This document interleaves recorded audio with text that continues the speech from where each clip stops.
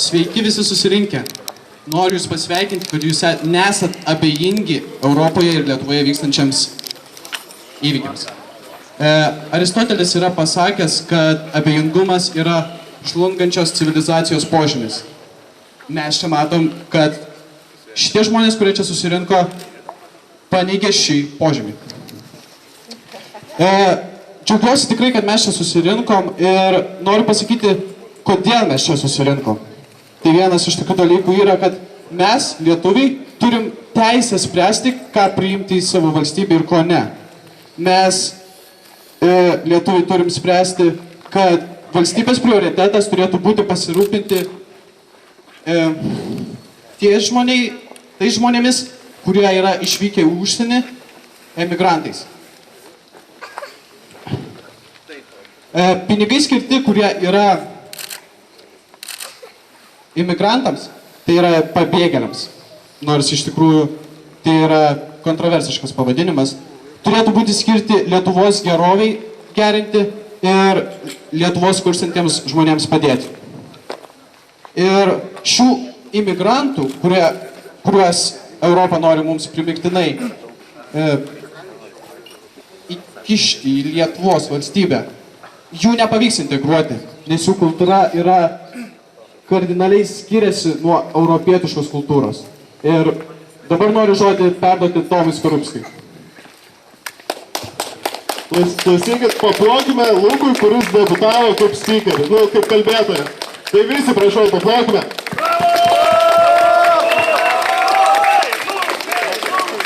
Okay. Sveiki susirinkę, dar kartą aš būsiu šio renginio moderatorius.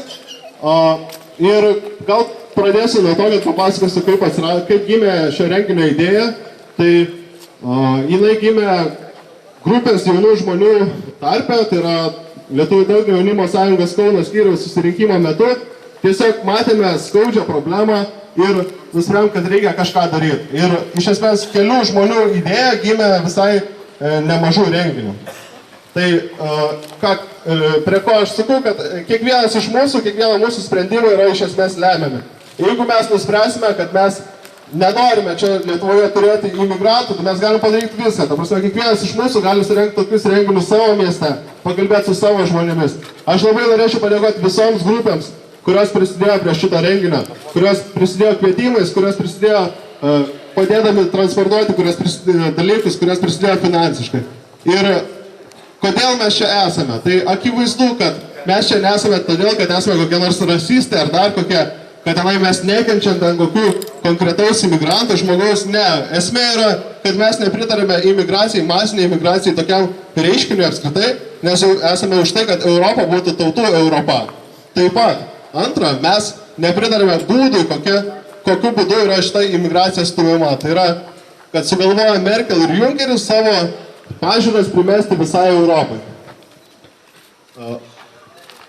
Šiaip Europa dabar susiduria su tokia civilizacinė krizė, kuomet arba Europa atsisuks prie savo tapatybės, pasižiūrės į dabartinius Europos lyderius, tai yra Vengrija, arba dabartinė Europos tapatybė kurs jau nebe europiečiai, o atvykstantis stiprus musulmonai.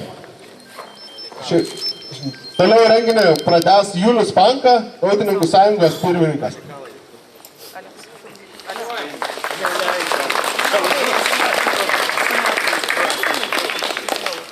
Sveiki, mėly tautiečiai.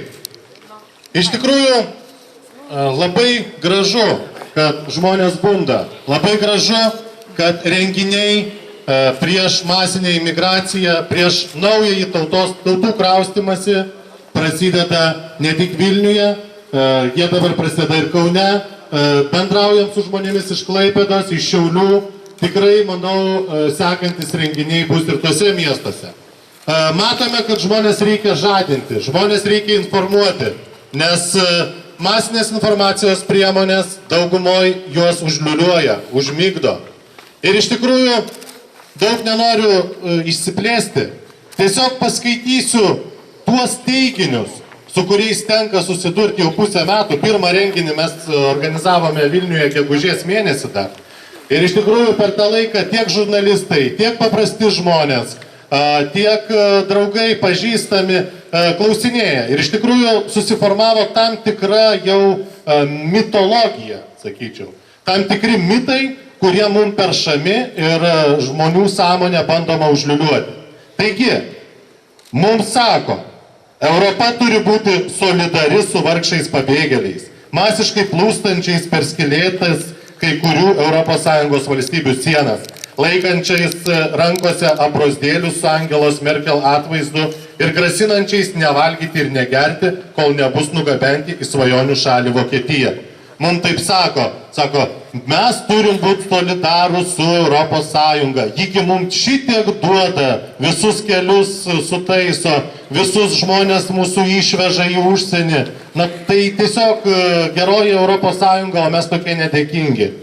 O mes tiesiog klausėme, kodėl nepriima tų vargšų pabėgėlių vadinamų, pakankamai pasiturinčios kaimyninės, tos pačios kultūros ir religijos šalis, tokios kaip Kuveitas, Iranas, Saudo Arabija ar ta pati Turkija, kuri neperseniausiai pareiškė, kad nesteigs savo šalyje nei pabėgėlių registracijos centrų ir kad ji yra, liaudiškai tariant, ne prie ko. Mums taip pat sako, būkime solidarūs su kitomis vadinamosiomis senosiomis ES valstybėmis, kurios dūsta nuo užplūdusių atėjūnų gausos. Juk mes viena ES šeima. Iš tikrųjų mes galėtume atsakyti turbūt trumpai ir aiškiai, kad tai yra jų reikalas. Jeigu Angela Merkel pasakė, kad mes priglausim kiekvieną pabėgėlį, o dabar nori dalinti su kitais, tai yra keista, tai yra švelniai tariant keista. Galiu pateikti palyginimą, jeigu aš nueisiu prie parduotuvės ir pasikviesiu į savo namus 10 benamių, sakykime, degradavusių asocialių asmenų, prie durų sutiks mane su tais 10 benamių mano žmona ir sakys, ne, aš neįleisiu jų čia, tai tada aš kreipsiuosi į kaimynus ir sakysiu, paimkit visi po vieną benamį, būkim solidarūs, mesgi kaimynai toj pačioj laiptinėje gyvenam. Juokinga būtų tikrai situacija, tačiau ES tai daro dabar. Ir dar kalba vėlgi, kad mes labai daug gaunam iš ES. Palaukit, kur tas solidarumas, kai yra sprendžiama dujų kainos? Kur tos solidarumas, kai yra statomi visokie dujotiekiai tiesiai iš Rusijos į Vokietiją, apeinant Baltijos šalis? Kur yra tas solidarumas, kai Prancūzija statė 3 metus Mistral laivus Rusijai, o dabar nepavykus jų parduoti, nes kilo didelis triukšmas, jau vėl naujus karinius projektus rengia? Kur tada tie yra solidarumai? Kur solidarumas, kai mūsų 20% gyventojų gyvena žemiau skurdo ribos? Tai iš tikrųjų net negalima kalbėti apie kažkokį solidarumą. Tas solidarumas yra visiškas išlaužtas iš piršto ir ES tikrai neturi teisės iš mūsų nieko reikalauti. Taip pat yra kalbama, būkime empatiški, čia juk pabėgėliai, jie su šeimomis bėga nuo karo iš savo tėvynės, ten jiems gresia mirtis, badas, prievarta, priimkime juos, užjauskime, pagelbėkime nelaimėje. O mes klausėme, o kodėl tada kalbama apie integraciją, apie kalbos mokymą, apie jų apgyvendinimą? Tai palaukit, jeigu jie pabėgėliai, jeigu tuo metu pas juos vyksta karas, tai kalbėkime apie kažkokias stovyklas, kuriuose žmonės galėtų gyventi 2, 3 metus, 4 metus, kol jų šalyse viskas nurims ir paskui grįžtų statyti savo šalyse gerovę. Kodėl ES nesteigia kur nors Afrikoje tokių stovyklų, kur būtų jiems siunčiamas maistas, galėtų ten ES iškrypėliai savo gay pride'us daryti, pralinksmintų musulmonus. Iš tikrųjų, kam tas yra padalymas ir iš tikrųjų jau pastebi, kad kalbama, kad jie čia ilgam įsitvirtins, kad jie čia augins vaikus, kad jie taps mūsų kultūros dalimi. Taigi, iš tikrųjų, ačiū kauniečiam, kad surengėt tokią mitingą, tokias eitynės. Ir aš labai tikiu, kad su kiekvienu renginiu mūsų bus vis daugiau. Su kiekvienu renginiu vis daugiau lietuvių atsibus ir supras, kad tai ne pabėgėliai, kad tai ne vargšai, kad tai yra naujasis tautų kraustymas. Ir kažkam labai norisi, kad vietoj šitos gražios šventovės čia stovėtų minaretai, Kažkam labai norisi, kad mūsų gatvėse klestėtų šariato teismai, kažkam labai norisi, kad lietuviai gyventų Airijoje, Vokietijoje, Prancūzijoje, bet tik ne Lietuvoje. Ir vienas veikėjas buvo ne per seniausiai Delfijai parašė, kad kaip bus gražu, mūsų kaimai priims naują kultūrą. Na, iš tikrųjų, neduok Dieve, mes šito neleisim. Ir ačiū Jums, kad esat, kovokim kartu ir mes laimėsim.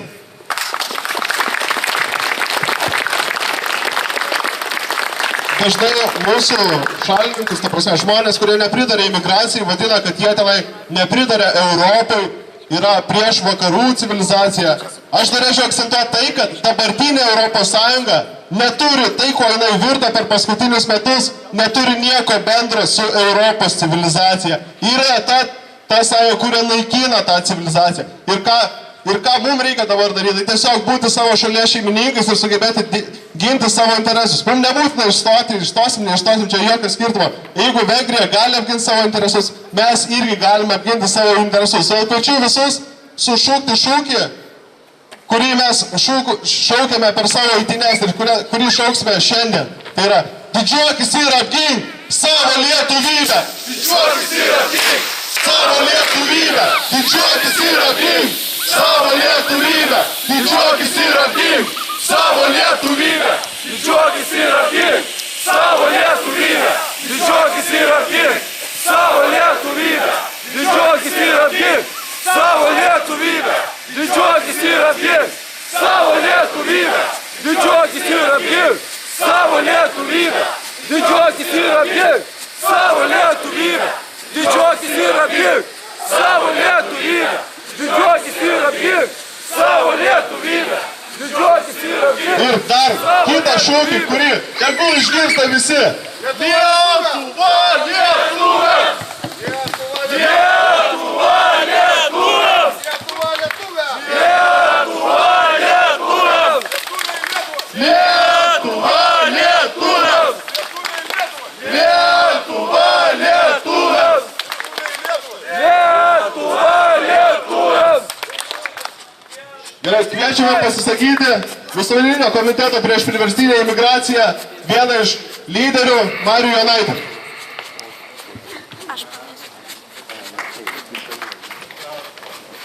Labas vakaras, tauta! Labai puiku matyti, kad protestas persikėlė ir į Kauną. Aš labai džiaugiuosi ir didžiuojuosi savo miestu. Ir aš matau pakankamą kiekį žmonių, kad padarytume postūmį šiame reikale. Prašau, kad per daug neperrinkta, čia tik keli šimtai žmonių. Kaip žinome istoriją, Vokietijoje anti-islamistinis projektas Pegida, pradžiai irgi surinkau tik keli šimtų žmonių. Dabar tai jau visą Vokietiją apimantis judėjimas. Galime mes rinkti parašus prieš privartinę migraciją, kuris šiuo metu yra vykdomas. Taip pat turime ir privalome spausti Seimą, nes kadangi yra dabar nauja iniciatyva, kad visi su imigracija suliesti klausimai būtų sprendžiami tik Seime. Kadangi atėjo Seimo rinkimai, mes jas galim taip paspausti, kad jie balsuotų taip, kaip reikia. Kitos priemonės yra, kaip ir sako, solidarizuoti su Europą. Taip, bet mes galim mielai solidarizuoti su Europą. Todėl siūlyčiau solidarizuoti su Slovakijos vyriausybė, kuri padeda teismui šitas neteisėtas kvotas. Šios kvotos yra Europos žudymas. Ir jeigu tos kvotos tęsis ir toliau, o tai yra realu, nes imigrantų kiekis gali kilti iki 3 milijonų, tada mes iš tikrųjų turėtume paklausti vieną esminio klausimą. Ar tikslinga dar bus likti šioje sąjungoje? Ar gal jau laikas pradėti kurti normalią alternatyvą? Gal mums nereikia jokių šeimininkų, mums nereikia, kad kažkas primetinėtų kvotas, kad kažkas nurodinėtų, ką čia įsileisti, kada įsileisti, kiek įsileisti. Čia yra mūsų šalis, čia mūsų likimas, čia mūsų kova. Ir mes padarysime taip, kad čia gyventume pagal savo taisyklės. Lietuva, Lietuva!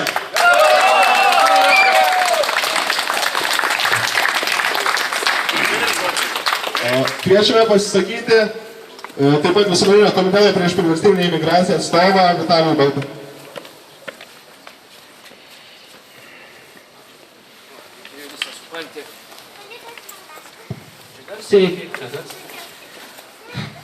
Pavyzdžių baltų pavydų kauniečiam, nes nedaug yra miestų, kuriuose žmonės jau buvo susirinkę šiuo klausimu. Pabėgėlių, vadinamų pabėgėlių. Tiesa, pamirškime šitą žodį pabėgėliai. Pabėgėlis yra tas, kuriam gresia tikras pavojus. Ir jis nesirenka valstybės, į kurią jisai nori patekti. Jis bėga. Jeigu, tarkim, paskui mane bėgtų barzdotas, baisus, pilietis, ne pilietis, nežinau kaip jį pavadinti, islamistas su dideliu peiliu, pasiruošiantis man nupjauti galvą, aš perėjęs pirmą sieną, kur aš būsiu saugus, aš pulčiau kam pasieniečių į kojas ir sakyčiau, priimkit jūs mane, duosit maisto, gerai, duosit pastogę, gerai, bet kažkodėl tai didžiulė masė žmonių juda ne ten, kur saugu, o ten, kur duoda daugiau pinigų. Tiesa, tas klausimas, migracijos klausimas, jis nėra savarankiškas klausimas. Dar po 2 savaičių, berods po 2 savaičių Vilniuje rinksis ūkininkai, kurie irgi nepatenkinti tom, ką jiems siūlo Europos Sąjunga. Matomai, mes rinksimės, matyt šiemet rinksimės dėl šeimos apibrėžimo, ką irgi siūlo Europos Sąjunga. Klausimas, ar tai yra atskiros problemos? Ne, tai nėra atskiros problemos. Pati problema yra Europos Sąjunga. Kas yra Europos Sąjunga? Būsima federacija? Federacija? Ne. Tai, kaip yra kalbama ir kalbama teisingai, tai yra jau liberalioji imperija. Liberalioji imperija, kuri yra valdoma transnacionalinių korporacijų, didžiulio finansinio kapitalo, o kaip žinia, viskas, kas trukdo tam korporacijom ir kapitalui užsidirbti pinigus, viskas yra atmetama. Jeigu trukdo nacionaliniai ypatumai, sociokultūriniai skirtumai, jeigu trukdo nacionalinis identitetas, tai to blogiau nacionaliniam identitetui.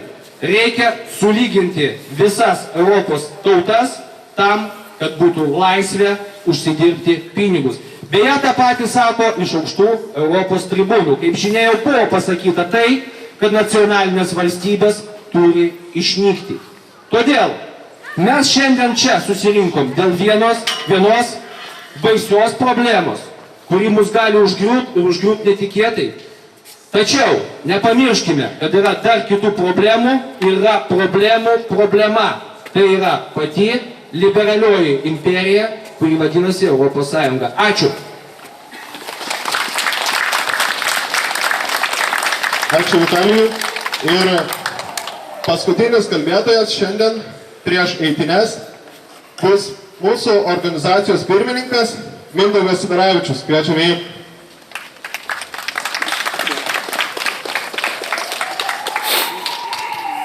Allah Akbar. O ką, nustebote? Dažniau girdėsime, manau, tai artimiausia ateityje. Tai pasidariau su tokia atmintukė, nenoriu ilgai šnekėti, bet todėl trumpai. Aš neseniai buvau Londone, kas nesat buvę, tai aš galiu pasakyti, mačiau tą patį, ką ir jūs. Mačiau ateitį. Mačiau, kas yra dauguma arabai, tada eina juodaodžiai, negrai, o tada tik baltieji. Mačiau, kad dauguma valkatų yra arabai. Dauguma narkotikų prekeivių, sutenerių, kurie tiesiog nebijo prieiti prie tavęs gatvį ir pasiūlyti kažką. Už kiekvieno kampo. Tenais reikalingas, taip atvirai pasakysiu, genocidas kriminaliniu pagrindu, kadangi nebent jūs galvojat, kad tai yra normalu, kad už kiekvieno kampo stovi prekeivis. Tai va, kadangi dauguma negrų yra, dauguma valkatų yra negrai ir kebabai,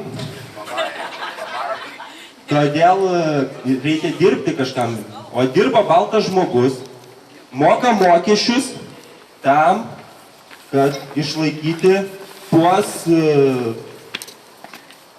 kebabus, kurių moteris važinė su vežimėliais, ta prasme, jie ten dauginasi, ten yra genocidas, jau baltosios rasės. Užtenka pamatyti vieną klasę mokinių ir pažiūrėti, koks ten procentas yra baltų žmonių. Tai yra mūsų ateitis, kolegos. Ir už ją mokės ne tik ES savo dotacijomis, o mes savo mokesčiais, savo uždirbtais pinigais. Toliau norėčiau pabrėžti, kad užsieniečiai niekados netaps visiškai savais, aš jokių būdų nediskriminuoju tautinių mažumų, kurios yra lojalios Lietuvai. Tačiau toksai veikėjas, Vilniaus miesto savivaldybės tarybos narys, tai įrodė, kad netgi jeigu žmogus yra tos pačios rasės, bet jeigu jis negerbė įstatymų, jis niekados nebus savas. Ir mūsų politikai, kurie nieko su to žmogum nesugebėjo padaryti, jie yra tiesiog bekiaušiai. Ta prasme, jis vis dar turi savo vietą Vilniaus miesto savivaldybės taryboje. Ir tai matysis ateityje. Mes priimsim juos, bus iš pradžių ten keli šimtai, paskui tūkstančiai, paskui savo šeimas atsiveš, paskui jau minėjo čia kažkas šariato teisės visokios. Ir jūs matysit nepagarbą Lietuvai vis dažniau ir dažniau. Ir vis dažniau ir dažniau jūs matysit bekiaušius politikus, kaip pavyzdžiui. Jūs vis dažniau matysit bekiaušius, politinių kiaušių neturinčius politikus, kurie negali susidoroti su tais, kurie rodo nepagarbą Lietuvai. Na ir pabaigai, kas irgi turbūt jau buvo minėta, apie solidarumą. Aš esu solidarus visų pirma su savo tauta, visų antra su savo rase. Viskas. Jeigu nori gero gyvenimo, kurk jį ten Afrikoje ir nebėg būdamas darbingas vyras, o kovok už savo sumautą Afriką. Mūsų baltoji rasė pastatė šitą civilizaciją. Mes dabar negyvenam taip blogai, kaip kažkada buvo, arba kaip kai kuriems atrodo. Ir aš nemanau, kad mes turim leisti ant mūsų civilizacijos uždirbto gėrio gyventi kažkokiems atvykėliams, kurie net nemoka mūsų kalbos. Ačiū.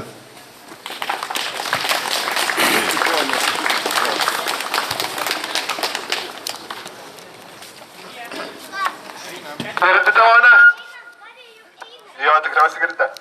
Kągi, mūsų kalbos baigėsi, pradėsime žygį. Šiuo metu Kaunas laimingai ilsisi, ta prasme, gyvena savo laimingą ir abejingą gyvenimą ir mūsų užduotis yra sudrebinti Laisvės alėją savo šūkiais, savo pasiryžimu ir savo jėga. Mes atsisakome su šypsena eiti į mirtį.